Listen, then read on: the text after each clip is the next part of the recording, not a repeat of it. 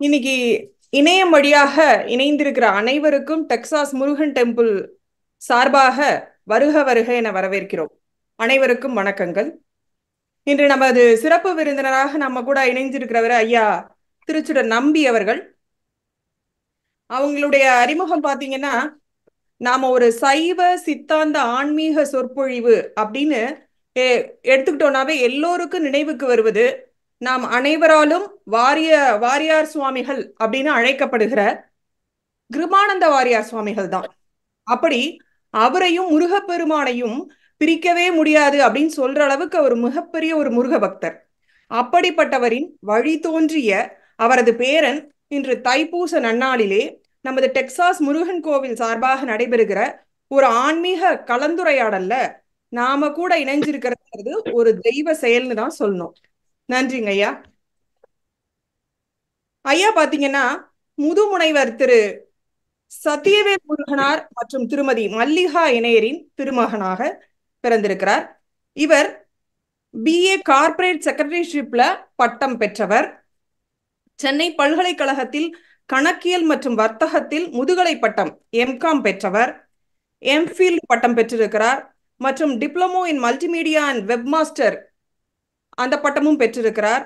இந்த மாதிரி நிறைய பட்டங்கள் பெற்று மென்பொருள் துறையில ஒரு தனியார் நிறுவனம் ஒன்றில் மிக உயரிய பதவியான வைஸ் பிரசிடென்ட் பதவியில் பணிபுரிந்து வருகிறார்.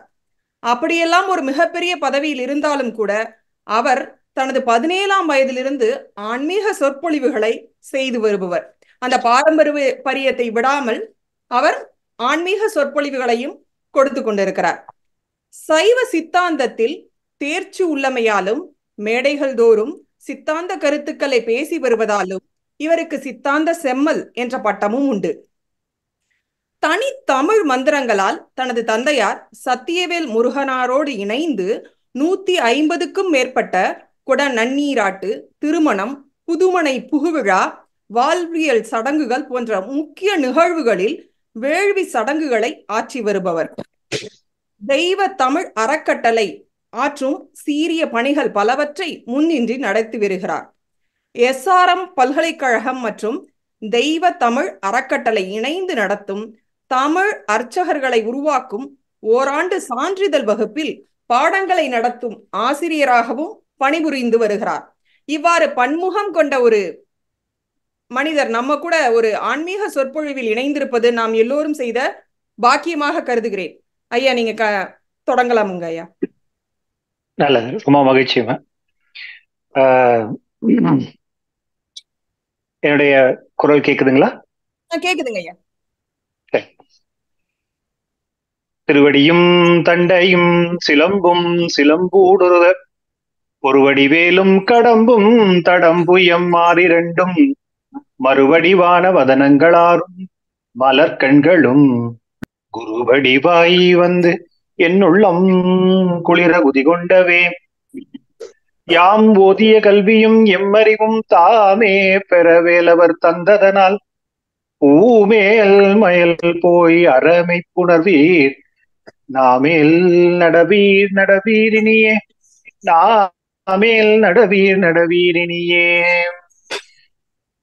ஓம் எல்லாம் வல்ல அந்த பள்ளி மணவாளனுடைய பற்றாத கருணை நலத்தை திருவருளை வணங்கி கொண்டு என்னை வழிநடத்தும் என்னுடைய குருநாதரும் தந்தையுமாக அவருடைய சத்தியவேல் முருகனார் அவர்களையும் வணங்குகின்ற அந்த வணக்கத்தோடு சொல்லிக்கொண்டு இந்த அற்புதமான நிகழ்விலே கலந்து கொள்வதிலே மிகப்பெரிய பெருமை எனக்கு உண்டு, மிகப்பெரிய மகிழ்ச்சியும் கூட. எனக்கு முன்னாக இப்பொழுது அம்மையார் என்னை பற்றி ஒரு அறிமுகத்தை செய்தார்கள். ராஜாத்தி என்கின்ற அவர்களுக்கு நான் ரொம்ப நன்றியை சொல்லணும். நிறைய முனைப்போடு இருந்து அது நிறைய செய்திகளை சேகரித்திருக்கிறார்கள். அந்த அவர்கள் சொன்ன அளவிற்கு பணிகள் செய்திருந்தாலும் அந்த பெருமை அனைத்தும் என்னை வளர்த்தெடுத்தவர்களுக்கும் என்னுடைய மூதாதையர் முன்னோர் என்னுடைய தாத்தா அவர்களுக்கும் நான் அதை அர்ப்பணித்து, அந்த இறைவனுக்கு அதனை அர்ப்பணித்து அந்த பணியை நாம் தொடர்கின்றோம். எனக்கு இந்த இந்த நிகழ்வுல கலந்து கொள்வதில் எனக்கு ஒரு மிகப்பெரிய மகிழ்ச்சி. நான் இது இது அத்தனையும் திருவருள் துணை கொண்டுதான் நடந்து கொண்டிருக்கிறது. ஒன்று கூட நாம் நினைத்து நடப்பது என்பது இல்லை என்பதற்கு மிகப்பெரிய ஆதாரமாகத்தான் இதை நான் பார்க்கிறேன். காரணம் என்னன்னா, இந்த நிகழ்வுக்கு நான் இந்த மாதிரி கலந்து கொள்வேன் என்பது எனக்கு 2 நாட்களுக்கு முன்னாக வரைக்கும், அதாவது அதுக்கு முன்னால வரைக்கும் எனக்கு அந்த இதுவே இல்லை.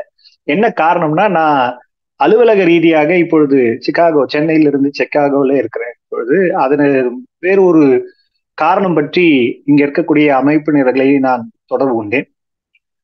ஏன்னா ஏற்கனவே சென்ற வருடம் இதே காலகட்டத்தில அங்கே முருகனை வழிபடுகின்ற ஒரு வாய்ப்பு எனக்கு கிடைத்தது.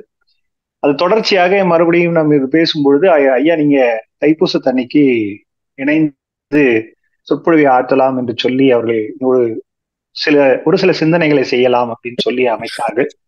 அதுவும் இறைவன் திருவருள் தான் என்று நான் சொல்ல வேண்டும். நமது ரமேஷ் ஐயாவும், நமது ஆனந்தன் மற்றும் நமது இன்னும் பல அன்பர்கள், அத்தனை பேருடைய பேரும் சொல்லலாம், நான் நேரம் ஆயிடுமேன்றதுனால அத்தனை அன்பர்களுக்கும் அத்தனை நல்லுள்ளங்களுக்கும் இறைவன் திருவருள் உரித்தாக என்று சொல்லி இந்த அற்புதமான நன்னாள் ஆகிய தைப்பூசத்திலே நாம் ஒரு சிலவற்றை சிந்திக்கலாம் அப்படின்ற ஒரு எண்ண ஓட்டம்.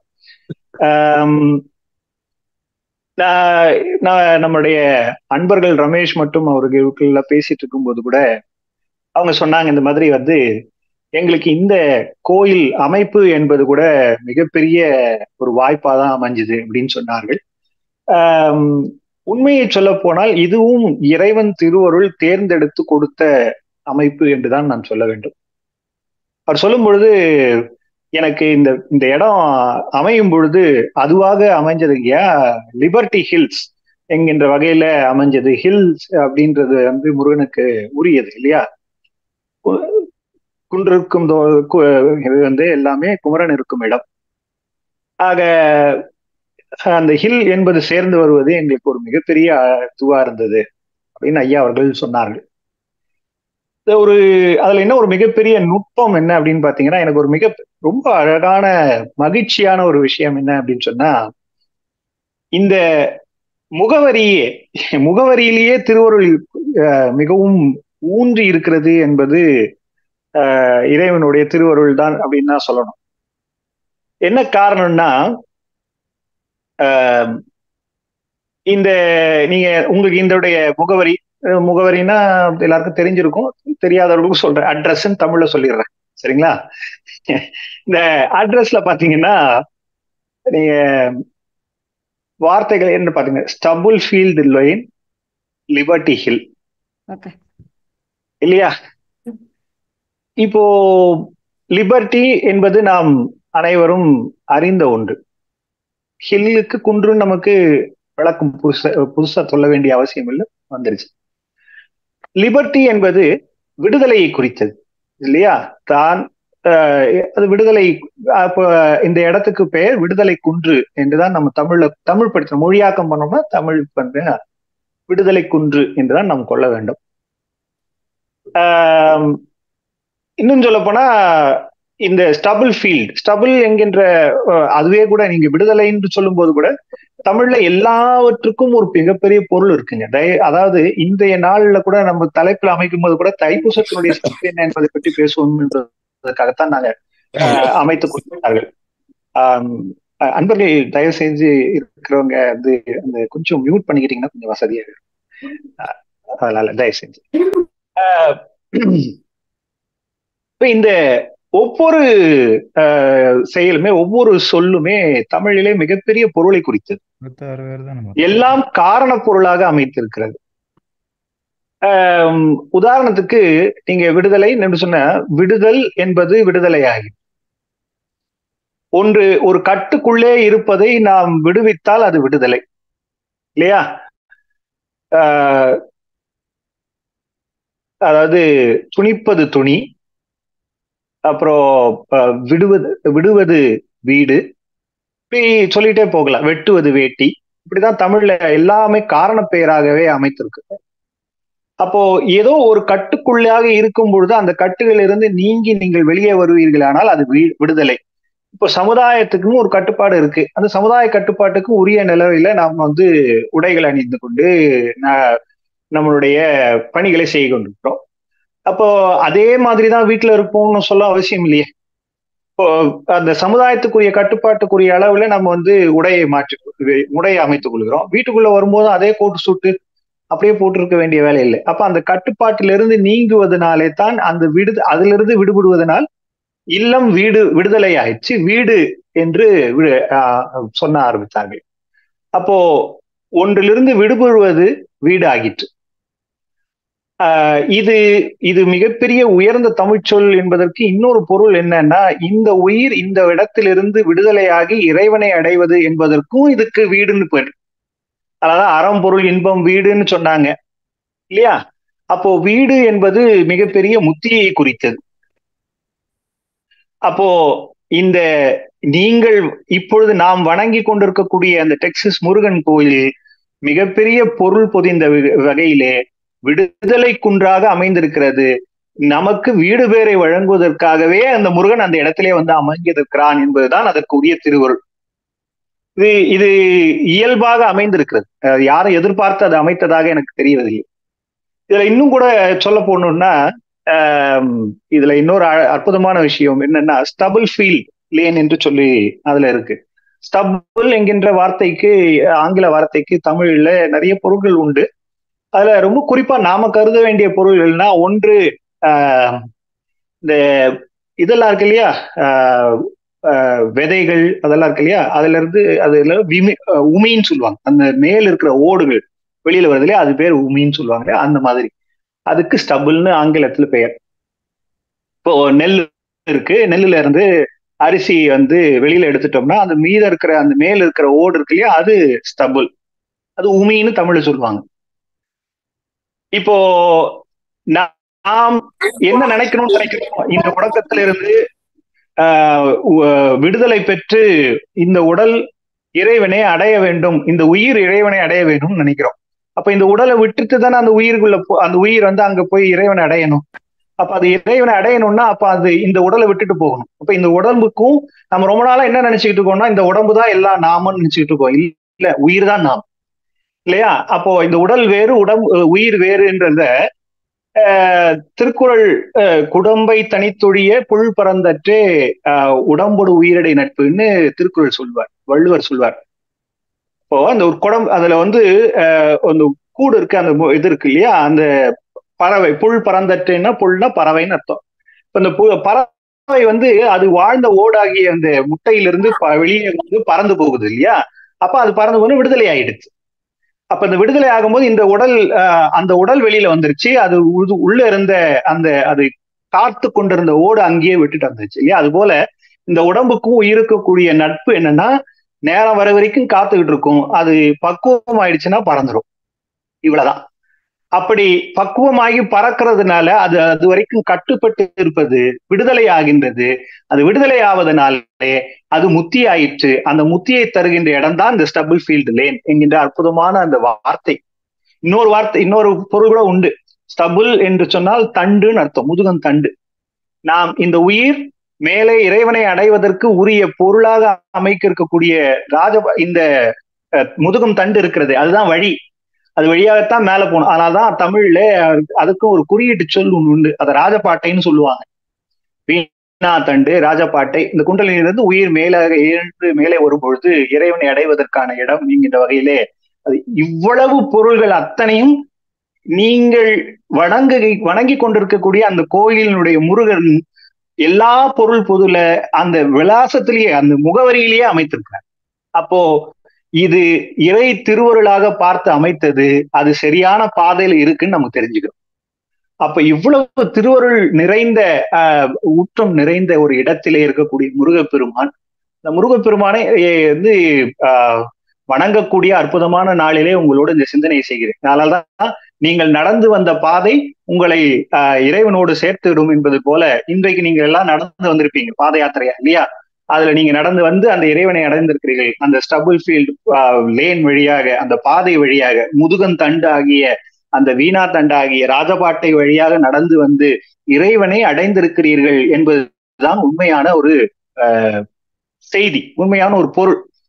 அதனால்தான் குன்று இருக்கும் இடம் எல்லாம் குமரன் இருக்கும் இடம்னு சொன்னாங்க. குன்றுனா நீங்க உடனே வந்து இவ்வளவுதான் குன்று இருக்கிற இடம், கல்லெல்லாம் சேர்ந்ததுதான் குன்றுன்னு நினைக்கிறீங்கன்னு நினைக்கிறேன். இல்ல, எங்கே நான் எனது என்கின்ற ஆணவம் குன்றுகிறதோ அங்கே இறைவன் வந்து நிற்பான் அர்த்தம். எங்கெங்கே எல்லாம் குன்றுகிறதோ அந்த இடத்திலே இறைவன் வந்து நிற்பான். அதுபோல குன்று இருக்கும் இடம் எல்லாம் குமரன் இருக்கும் இடம் என்று பெரியவர்கள் நமக்கு சொல்லிக் கொடுத்தார். இப்ப நாம இதோடைய மிகப்பெரிய பொருள் நிறைந்த ஒரு இதுலயே நம்ம வந்து இந்த பொருள் பார்க்கும் பொழுதே இதோடைய சிறப்பு நமக்கு தெரிகிறது. அது போல சிறப்பு என்று சொன்னாலே அது இறைவனை குறித்ததுதான். சிறப்பு என்னும் செம்பொருள்னு இலக்கியம் பேசும். அந்த இறைவனுடைய சிறப்புகள்ல பல விஷயங்கள் நமக்கு வந்து உண்டு. அதுல குறிப்பா வந்து எல்லா வழிபாடுகளும் சரி, எல்லா விஷயங்களும் சரி, நாம் செய்யும் பொழுது அதை தெளிவான முறையிலே தெளிந்த சிந்தையோடு செய்ய வேண்டும் என்றுதான் நமக்கு பெரியவங்க சொல்லி கொடுத்துருக்காங்க. சும்மா நான் சொன்ன நீங்க செய்யுங்க அப்படின்றதுல வந்து அதுல ஒரு பொருள் இல்லை. இன்னும் சொல்ல போனா நான் சொன்னது போல தமிழ்ல வார்த்தைகளே கூட அதுல வந்து ஒரு பொருள் அமைத்து தான் கொடுத்தார்கள். பண்டிகைன்னு சொன்னாங்க இல்லையா? இந்த பண்டிகைன்னா அதுவே ஒரு பொருள் புரிந்த ஒரு சொல். என்னன்னா, பண்டு என்றால் பழமைன்னு அர்த்தம், கைனா கொள்கை, அதாவது அதை கொண்டு இருக்கக்கூடிய கொள்கைன்னு அர்த்தம். மிகவும் பழமையாக ரொம்ப பழங்காலத்திலிருந்து தொடர்ந்து செய்யப்படுகின்ற ஒரு கொள்கைன்னு அர்த்தம். அதுதான் பண்டிகைன்னு ஆச்சு. சும்மா ஒரு வார்த்தை வருவதில்லை. அப்போ ஒவ்வொரு பண்டிகைக்கும் ஒவ்வொரு பொருள் இருக்கு. இப்ப நமக்கு தைப்பூசம்ன்ற இன்றைய நாள் சிறந்த நாள். இப்ப நம்ம வந்து இதை கொண்டாடுகிறோம், அற்புதமான முறையில கொண்டாடு கொண்டிருக்கிறோம். முருகன் திருவருள் எல்லாருக்கும் வாய்த்திருக்கிறது. ஆனா நிறைய பேருக்கு இது தைப்பூசம் ஏன் கொண்டாடணும் அப்படின்ற ஒரு தெளிவு என்பது இல்லாமலே தான் இருக்கிறது. பல பேர் தைப்பூசம் சரி அவங்க எங்க வீட்டுல சொன்னாங்க சார், அதனால நானும் தொடர்ந்து அப்படியே போயிட்டு இருக்கேன். சில வீட்டுல குழந்தைகள் வந்து சில பேர் கேட்பாங்க, நான் ஏன் இந்த தைப்பூசத்தை கொண்டாடணும் அப்படின்னு கேட்பாங்க.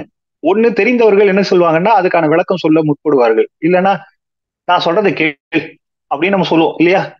ஏன்னா நம்மளால முடிஞ்சது அவ்வளவுதான். அதனால நான் சொல்றதை கேளு அப்படின்னு மிரட்டிடுவோம். ஏன்னா நம்ம வந்து கேள்வி கேட்கும் போது நம்மளை வந்து பெரியவங்க யாராவது திட்டினாங்கன்னா நம்ம அடங்கி போயிடுவோம். இப்ப இருக்கிற காலகட்டத்துல பிள்ளைங்க அப்படியெல்லாம் போறது இல்லை. கேள்விக்கு கேட்டு அடுத்த கேள்வி கேட்க ஆரம்பிக்கும். அப்ப உங்களுக்கு தெரியலையா, தெரியலன்னா நான் யார்கிட்ட கேட்கணும்னு சொல்லுங்க அப்படின்னு ஒரு கேள்வி வர ஆரம்பிச்சிருது. அப்போ ஒவ்வொரு பண்டிகைக்கும் ஒரு பொருள் இருக்கு. அது போல இந்த பண்டிகை இருக்கிற இது ஒரு மிகப்பெரிய பொருள் பொருந்த ஒரு பண்டிகை, ஒரு வழிபாடு. காரணம் என்னன்னா, சரி எல்லா நாள்லயும் பண்ணாம ஏன் தைப்பூசத்துல மட்டும் வந்து முருகனை வழிபாடும்? அது அடுத்த கேள்வி கேட்கணும் இல்லையா? எந்த ஒரு விஷயத்தையும் நாம் புரிதலோட செய்யணும். புரிதல் இல்லாமல் தானா ஏதோ ஒண்ணு செய்தோம்னா அது ஒரு வெற்று சடங்காகத்தான் போகும். அதனால்தான் வந்து ஞானசம்பந்தர் சொன்னார், நுண்ணறிவால் வழிபாடு செய்வார்க்கு உடையான்.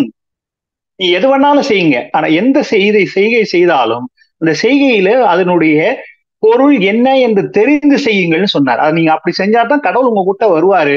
நுண்ணறிவால் வழிபாடு செய்வார்க்கு உடையான். அவர் வேற எங்க போய் அங்கதான் இருப்பார். ஏன்னா அறிவு பரம்பொருளாக, பேரறிவு பரம்பொருளாக இருக்கக்கூடிய முருகப்பெருமானை அறிவு புரிதல் இல்லாத நிலையிலே நாம் எந்தை செய்தாலும் அங்கே இறைவன் வருவது என்பது வந்து இருக்காது என்பதனாலே அறிவுடையோடு வழிபடுங்கள் என்று சொல்லிக் கொடுத்தார்கள்.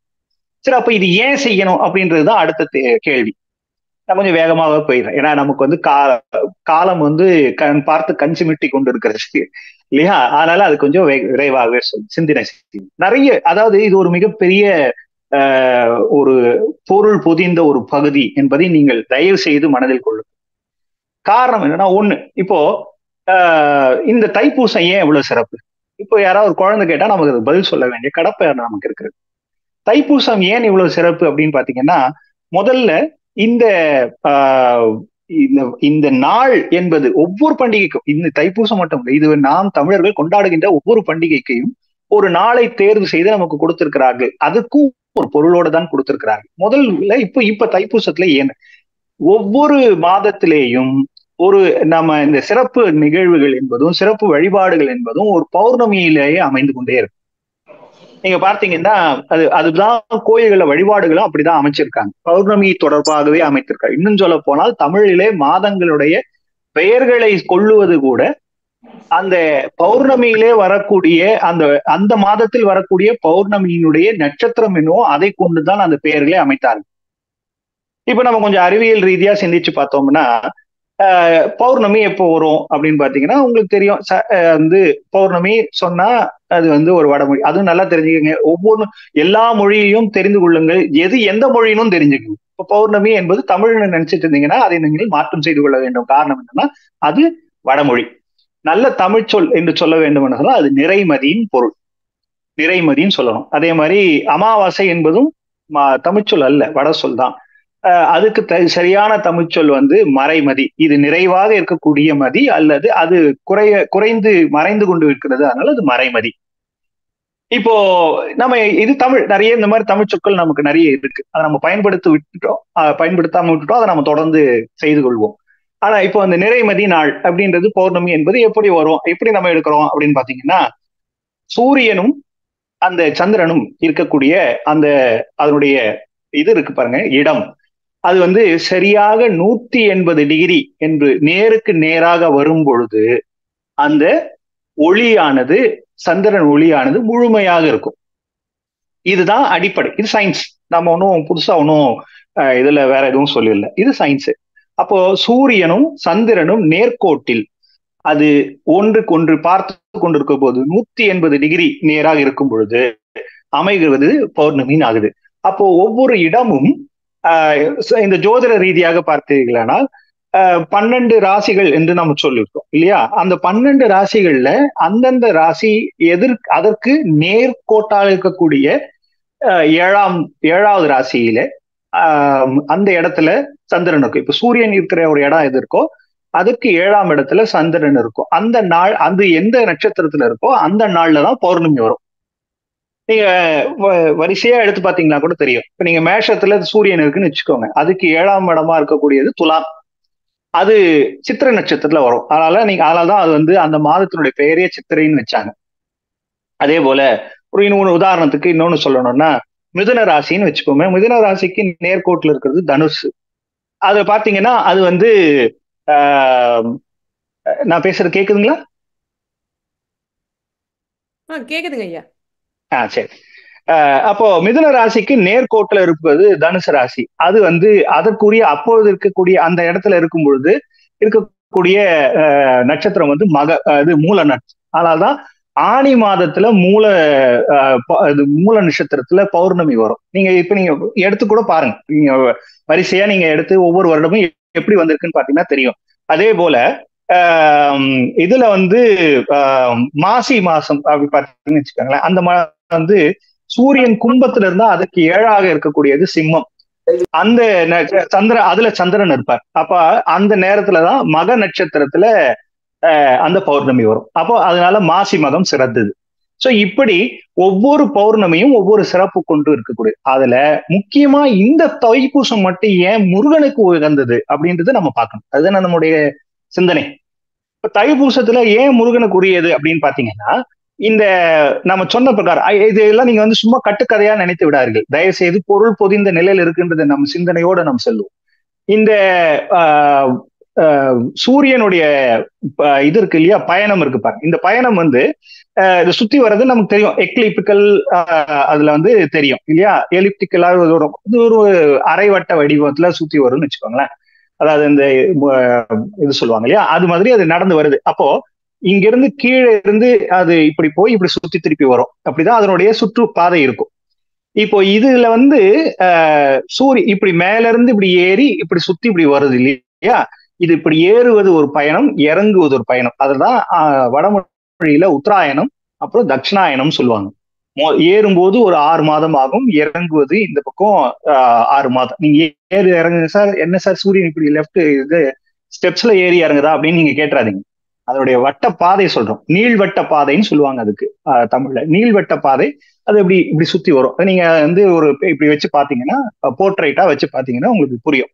அப்ப இப்படி ஏறி இப்படி இறங்கி வருது இல்லையா? இப்படி ஏறி ஏறுவதை உத்தராயணம், இறங்குவதை தட்சிணாயனம் சொல்லுவாங்க. இது உத்தராயணம் அயனம்னா அதனுடைய பாதைன்னு அர்த்தம். அது வந்து அப்புறம் உத்தரம்னா மேலே எழுவது, தட்சிணம்னா கீழே இறங்குதுன்னு அர்த்தம். இப்போ இப்படி மாதங்கள் இப்படி ஏறுகிற இது இருக்கு பாருங்களேன், இதுதான் ஒவ்வொன்றுத்துக்கும் ஒரு ஒரு மாதத்துக்கு இருக்கு. இததான் அவர்கள் புரிந்து கொள்வதற்காக தேவர்களுக்கு பகல் அப்புறம் உத்தராயணம்னா தேவர்களுக்கு பகல் காலம், அப்புறம் இது தட்சிணாயணம்னா தேவர்களுக்கு இரவு காலம் சொல்லுவாங்க. நமக்கு ஒரு நாள் 12 இது 24 மணி நேரம் என்பது போல அவர்களுக்கு ஒரு நாள் என்பது 6 மாதமும் 6 மாதமும் சேர்ந்ததாக அமைத்திருக்கிறார். இதெல்லாம் ஒரு கணக்கு. இதுல ரொம்ப நம்ம உள்ள போகலன்னா கூட குறைந்தபட்சம் ஒரு முக்கியமான பகுதியை மட்டும் நம்ம பார்த்துருவோம்.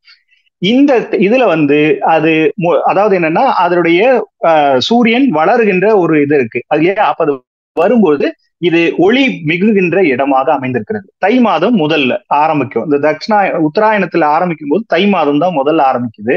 அது ஆரம்பிக்கும் போது அதனுடைய முதல்ல அதாவது 2வது மாதம் மார்கழி முடிய அதுக்கப்புறம் இந்த தை மாதத்துல இருந்து தொடங்குது. அதனாலதான் தை பிறந்தால் வெளி பிறக்கும் சொல்றாங்க இல்லையா. அப்போ அதுலயே விடிவெளி, அதாவது இந்த வெளிச்சம் வருகிறது. அந்த வெளிச்சம் வருது இல்லையா. அப்ப அந்த வெளிச்சம் வரும்பொழுது இந்த சூரியன் இருக்கு பாருங்க, இந்த சூரியன் ஒளியை காண்பித்தது. அந்த ஒளியை வாங்குகின்றது சந்திரனாகியே இருக்கக்கூடியது. இந்த ரெண்டும் சேர்ந்து எதுல வரும்னா பூச நட்சத்திரத்துல தான் வரும். அதனாலதான் தைப்பூசம் சிறப்புன்னு சொன்னாங்க. இதை விட முக்கியமா என்ன கவனிக்கணும் அப்படின்னு பாத்தீங்கன்னா, இந்த தைப்பூசம் என்பது சூரியனை உயிர் என்று சொல்லுவார்கள், சந்திரனை உடல் என்று சொல்லுவார்கள். ஆக இந்த சூரிய ஒளி அந்த உடலிலே சேரும் பொழுது இந்த உயிருக்கு ஒளி கிடைக்கிறது, இந்த உடம்பு ஒளி உடம்பாக இருக்கிறது என்று சொல்லி, அதனால தான் என்ன சொன்னாங்கன்னா, இந்த நாள் மற்ற எந்த நாளையும் விட குருவை வணங்குகின்ற நாள். இந்த ஒளியை ஊட்டுகின்றவன் யார் என்று சொன்னால் அந்த இறைவனாக இருக்கக்கூடிய முருகப்பெருமான். அவன்தான் இந்த இடத்திலே வளர்த்து நம்மளை வளர்த்து கொண்டிருக்கிறான் என்று சொல்லி, அதனாலதான் என்ன பண்ணாருன்னா இது ஒரு முக்கியமான நாள். நீங்க எந்த நாள்ல கூட இது 1-2 இந்த டிஸ்டார்ஷன்ஸ் எல்லாம் இருக்கும். ஆனா இந்த பூச நட்சத்திரம் மட்டும் என்றைக்குமே அந்த மாதிரி மாறுவதே இல்லை. அப்படி மிகப்பெரிய பொருள் புரிந்த நிலையிலே இந்த உயிரானது ஒளி பெறுகின்ற நாள் என்பதனாலே தான், ஒளி உடம்பு அமைகின்ற நாள் என்பதனாலேயே தான் வள்ளலாரும் கூட ஜோதி தரிசனத்தை இந்த நாளிலே வைத்தார். அவ்வளவு மிகப்பெரிய பொருள் பொதிந்த நிலையில இருக்கக்கூடிய ஒரு நாள் என்பதனாலே தான் இங்கே அமைத்திருக்கிறார்கள். இவ்வளவு பொருள்கள் இருக்குங்க. சும்மா ஏதோ ஒரு வழிபாடு என்று நினைத்து விடாதீர்கள்.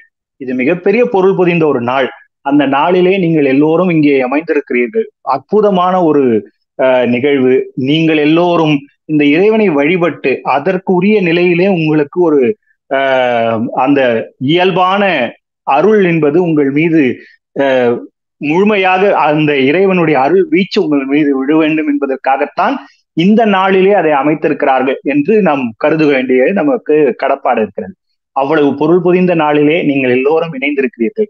இந்த இறைவன் எங்கேயும் இருப்பான் என்பதற்கு அதுல அற்புதமான திருப்புகழிலே நமக்கு அருணகிரிநாத சுவாமிகள் பாடியிருக்கிறார். எத்தனையோ நம்ம பாடல்கள் நம்ம சொல்லலாம். செங்கேழெடுத்த சினவடிவேலும் திருமுகமும் பங்கே நிறைத்தனர் பன்னிரு தோளும் பதுமலர் பொங்கே தரளம் சொரியும் செங்கோடை குமரனின எங்கே நினைப்பினும் அங்கே என் முன் எதிர் நிற்பனேன்னு பாடியிருப்பாங்க. அந்த பாடல் பாடியதனால்தான் இறைவன் நேராக அவருக்கு காட்சி அளித்தார் என்பதெல்லாம் வரலாறுல இருக்குது. அப்படி நீங்கள் எங்கே நினைத்தாலும் அந்த இறைவன் உங்களை இருந்து காப்பாற்றுவான். அது பதியெங்கிலும் இருந்து விளையாடி பல குன்றிலும் கலகுன்றிலும் அமைந்த பெருமாளே என்று அந்த பெருமானை அருணகிரிநாதர் பாடியிருக்கிறார்கள். மிகப்பெரிய அற்புதமான ஒரு நாள், மிக சிறந்த ஒரு நாள். அந்த சிறந்த ஒரு நாளிலே நீங்கள் எல்லோரும் இறைவனுடைய அற்புதமான அருளை பெற்று வளர வேண்டும் என்பதை நான் உங்களுக்கு இந்த செய்திகள் மூலமாக தெரிவித்துக் கொண்டு அற்புதமான ஒரு நிகழ்வை ஏற்படுத்தி கொடுத்த ஒவ்வொருவரையும், ஏன்னா நேரம் பார்த்து கன்சுமிட்டே இருக்கு. ரமேஷ் ஏற்கனவே எனக்கு மெசேஜும் போட்டுட்டார், நீங்க முடிச்சிருங்க சார் அப்படின்ட்டு. சரியா அந்த நேரத்துக்குள்ளாக முடித்து விடுவோம், கவலை வேண்டாம். ஆக அற்புதமான ஒரு நிகழ்வு. எனக்கு இன்னொரு ஒரு மிகப்பெரிய மகிழ்ச்சி, அதையும் நான் சொல்ல வேண்டிய கடப்பாடு இருக்கிறது. அடுத்து நமக்கு பாட இருக்கக்கூடிய இவங்க நமது அருணா அவர்கள் அவங்களுக்கு பாராட்டுதல் எங்களுடைய உண்டு. ஆனா அதோட அவங்களுக்கு கூட ஒரு தொடர்பு என்னன்னா, அவருடைய குருநாதர் வயலூர் பாலச்சந்திரன் ஓதுவார் என்பவர் நமக்கு மிகப்பெரிய நட்புடையவர். நானும் அவரெல்லாம் மலைவளம் வரும்பொழுது அவர்கள் உடனாக இருந்து பாடி வரக்கூடிய வாய்ப்புகள் எல்லாம், அவரோட பயணம் செய்த வாய்ப்புகள் எல்லாம் உண்டு. அவர்கள் முதலிலே தொலைக்காட்சியில பாடும் பொழுது திருமுறை முதலிலே கொண்டு போய் சேர்த்த அந்த அற்புதமான நிகழ்விலே பார்த்த உடனே அவரை தொடர்பு கொண்டு பாராட்டி இந்த ஒரு அமைப்பு அமைந்தது. அவர்களுக்கும் என்னுடைய பாராட்டுகள் ஆக என்று சொல்லி அற்புதமான இந்த நிகழ்ச்சியை ஏற்பாடு செய்த ஒவ்வொரு நல்ல உள்ளங்களுக்கும் என்னுடைய பணிவான நன்றியும் வணக்கத்தையும் தெரிவித்துக் கொள்கிறேன். இது போல நிகழ்வுகள் நெடிது வளர வேண்டும். அதை பார்த்து கொள்வதற்காகத்தான் இறைவன் உடனாக காத்து கொண்டிருக்கிறான். அவன் ரெடியா இருக்கான், நாம போய் பார்க்க வேண்டியதுதான் நம்மளுடைய வேலை.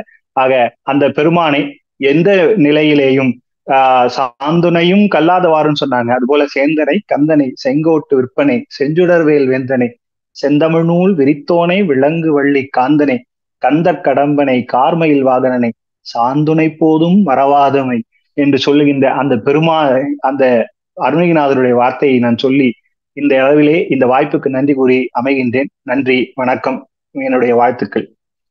ஐயா ரொம்ப நன்றிங்க ஐயா. ஆக்சுவலா தைப்பூச திருநாளோட சிறப்பை சொன்னீங்க ஐயா. இன்னும் கொஞ்சம் இது எப்படி தைப்பூச திருநாள் முருகப்பெருமானோட தொடர்பு இருக்கு அப்படின்ற மாதிரி கொஞ்சம் விளக்குனீங்கன்னா எங்க எல்லாருக்கும் பயனுள்ளதா இருக்குங்க ஐயா. நல்லது, மகிழ்ச்சி.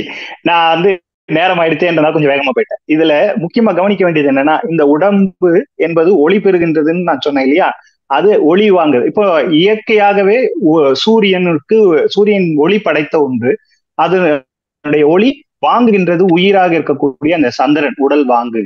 இப்போ இந்த சூரியன் ஒரு அறிவு பொருள் என்று நாம் சொல்வதற்கு இல்லை இல்லையா. கடவுள் பேரறிவு பொருள். சூரியன் ஒரு சடம். சூரியன் நம்மளை ஆற்றுகின்றது. அது ஒளியை மட்டும் கொடுக்குது, அவ்வளவுதான். இப்போ இந்த உலகம் அறிவு பொருள் நம்ம சொல்ல முடியாது. உலகம் சடம் என்று சைவ சித்தாந்தம் பேசும். அது போலத்தான் சூரியனும். இப்போ அதுக்கு தானாக ஒரு ஒளி அங்கே அமைந்து விடுவதில்லை. அந்த ஒளியை அமைக்குகின்றவனும் இறைவன் தான் என்று நமக்கு அப்பர் சுவாமிகள் சொல்ற அருக்கனாவான் அறநூறு அல்லனோ என்று பேசுவார்கள் திருமுறை. அதுபோல மாணிக்கவாசகர் சொல்லும் போது அருக்கனில் சோதி அமைத்தோன் காங்க. அருக்கன்னா சூரியன் அர்த்தம். இப்போ இந்த ஒளி என்பது நமக்கு கிடைக்கிறது என்று இருக்கு இல்லையா. இந்த ஒளியை வழங்குகின்றவன் ஒளி பிழம்பாக இருக்கக்கூடிய இறைவன். இப்ப இந்த உயிர் என்பது ஏன் அது முருகனுக்கு உரியதுன்னா, இந்த ஒளி உடம்பு அமைவது என்பது என்னன்னா, ஒளி பக்குவம் ஆகிடுச்சுன்னு வச்சுக்கோங்க. உடல், அதாவது இந்த ஆன்மா ஒரு நல்ல பக்குவத்தில் இருக்குன்னா இது அடுத்த நிலைக்கு செல்ல வேண்டும் என்பதற்காக அந்த இறைவன் நம்மை பார்த்து கொண்டு காத்து கொண்டே இருப்பான் இல்லைங்களா. அதுக்காக தான் எந்தனை கைப்பிடித்து ஆளுறும் இறைவன் சிதம்பர சுவாமிகள் பாடுவார். அவர் நம்மளை கைப்பிடிச்சு அழைச்சுக்கிட்டே போறார். இந்த உயிர், இந்த ஆன்மா இந்த பக்குவத்துல இருக்கு, இன்னும் கொஞ்சம் வந்தா உடனே பக்குவத்துல வந்துரும் அப்படின்ற அந்த எண்ணம் நமக்கு அந்த இதெல்லாம் அமைது இல்லையா. அந்த அமைப்பை சொல்லுகின்ற போது அதை பார்த்து கொண்டே இருக்கக்கூடிய அந்த இறைவன் யாருன்னு பாத்தீங்கன்னா முருகப்பெருமான். அதனால்தான் அவன் உள்ளுக்குள்ளேயே இருக்கிறான். அதுக்குனால்தான் அவருக்கு பேரு குகன்னு பேர். உள்ளமாகிய குகையிலே இருப்பதனாலே குகன்னு பேர். இந்த குகன் ஆகிய இறைவன் என்ன பண்றான், இறைவன் ரெண்டு இடத்துல அதாவது எல்லா இடத்துலயும் நிகழ்ந்து இருந்தாலும் அளவிற் சிறியதாக நம்முடைய உள்ளத்துக்குள்ள அவர் இணையும் போது ஒரு அதற்கு பேர் குகன். அது பேரண்டத்துல இருக்கும் பொழுது அதற்கு பெயர் சிவபெருமான். இவ்வளவுதான் வித்தியாசங்க. நீங்க அப்பா பிள்ளைன்னுலாம் நினைச்சுக்கிட்டு அந்த உறவுகள்லாம் நினைச்சே போட்டு ஒட்டிக்க வேண்டாம். ஆனா என்னன்னா, இந்த உள்ளத்துக்குடைய குகைக்குள்ளே இருக்கும் பொழுது அவன் குகன். குறுகிய நிலையில குகைக்குள்ளே இருப்பான்றதுனால அவன் பேர் குகன். இந்த ஆன்மா வளர்ந்துருச்சு, பக்குவம் வந்துருச்சுன்னு உடனே என்ன பண்ணுவார்னா, இவர் நேரா நமக்காக போய் ரெக்கமெண்டேஷன் பண்ணுவார். யாருக்கு? சிவபெருமான் கிட்ட. அதைத்தான் தகப்பன் சாமின்னு சொன்னார். வேற ஏதோ கதையெல்லாம் இல்லை. அது ஏதோ ஓதுறதுன்னு என்பது மட்டும் இல்ல. இந்த ஆன்மா பக்குவ நிலையில இருக்கு அப்படின்றத சொல்லுகின்றவன் முருகப்பெருமான். அங்கிருந்து இந்த பிண்டத்துல இருக்கக்கூடிய இறைவன் அண்டத்துல இருக்கக்கூடிய இறைவனோடு இணைந்து நமக்கு அந்த ஒளியை தருகிறார். அதனால அந்த முருகனுக்கு அது உரியது. இந்த ஒளியை அமைத்து கொடுப்பது இறைவனாகி இருக்கக்கூடிய முருகப்பெருமான் தான். அதனால்தான் அவர்கிட்ட போய் கேட்கிறோம், என்னை விடுதலை செய்வதற்கு உரியவன் நீதான் என்று சொல்லி அவர்கிட்ட போய் கேட்கிறோம். அதனால்தான் அவர் கையில வச்சிருக்கிற வேல் என்றும் மடங்கா திருவேல்னு பேசுவார்கள். என்னைக்குன்னா அது என்னைக்கும் அது வேலை செஞ்சுக்கிட்டே இருக்குன்னு அர்த்தம். அதனாலதான் அது செவ்வேல்னு கூட பேர். சரிங்களா. அதனால இதை தொடர்பு படுத்தி சொல்ல வேண்டியது என்ற இடம் என்ன, ஒளியை தரக்கூடியவன் முருகப்பெருமான். அதனால அது முருகனோடு அந்த தைப்பூசம் தொடர்புடையது. மிக சிறப்புங்க ஐயா. இணையத்தில் இணைஞ்சிருக்கவங்க உங்களுக்கு ஏதாவது சந்தேகம் இருந்ததுன்னா ஐயா கிட்ட கொஞ்சம் கேட்கலாம். கொஞ்சம் சிறு நிமிடம் நம்ம இருக்கு, ஐயா கிட்ட கேளுங்க சந்தேகம் இருந்தா.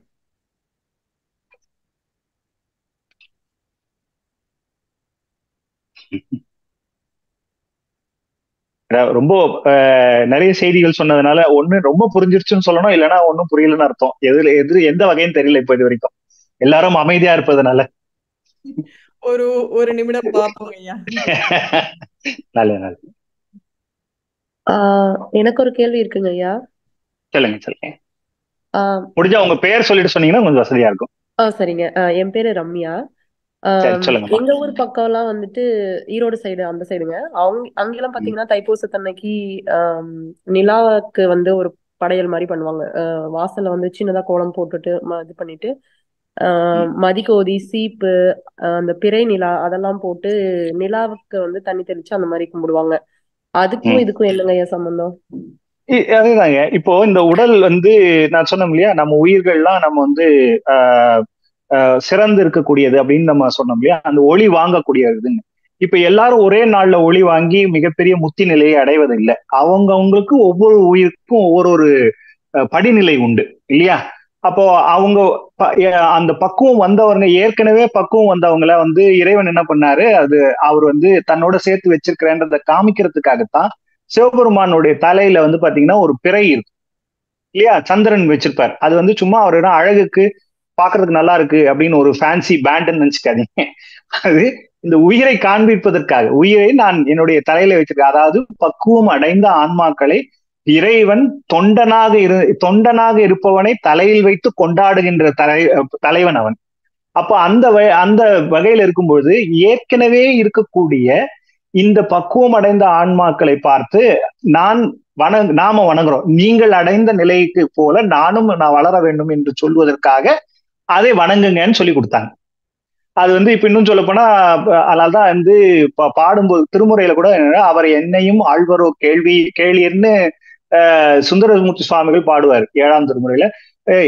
அவரு நான் முயற்சி செய்யறேன், எனக்கு முன்னால ஏற்கனவே நிறைய பேர் முயன்று அவர் வெற்றி பெற்றிருக்கிறார்கள், அவர்கிட்ட போயிட்டு நானும் முயற்சி செய்யறேன், என்ன அவர் காப்பாத்துவாரான்னு கொஞ்சம் கேட்டு சொல்லுங்களேன்னு கேட்பாங்க. என்னையும் ஆழ்வரோ கேள்வியர்னு சொல்லுவார். அது போல அந்த மாதிரி ஒரு பழக்கத்தை உண்டாக்குவதற்கு, இது புரியணும்ன்றதுக்காக சந்திரனை வணங்குங்கள், இது ஒளி பெறுகின்ற நாள் அப்படின்னு சொல்வதற்காக அதை அமைத்து கொடுத்தார்கள். இந்த விளக்கத்தோடு சொல்லி இருந்தாங்கன்னா இன்னும் உங்களுக்கு அதனுடைய சிறப்பு தெரிஞ்சிருக்கும். அவ்வளவுதான். இனிமேல் நீங்க அதை பண்ணுவது போது அந்த அந்த எண்ண ஓட்டத்தோடு நீங்க வணங்கினீர்களே, ஆனால் அந்த அதே நிலை உங்களுக்கும் வந்து வாய்க்கும். சரிங்களா? மிக்க நன்றிங்க. நல்லது. வேற யாருக்காவது ஏதாவது சந்தேகம் இருக்காங்க? ஒருவர் இருவர் கேட்கலாம். இன்னும் நம்ம ஓரிரு நிமிடங்கள் இருக்கிறது.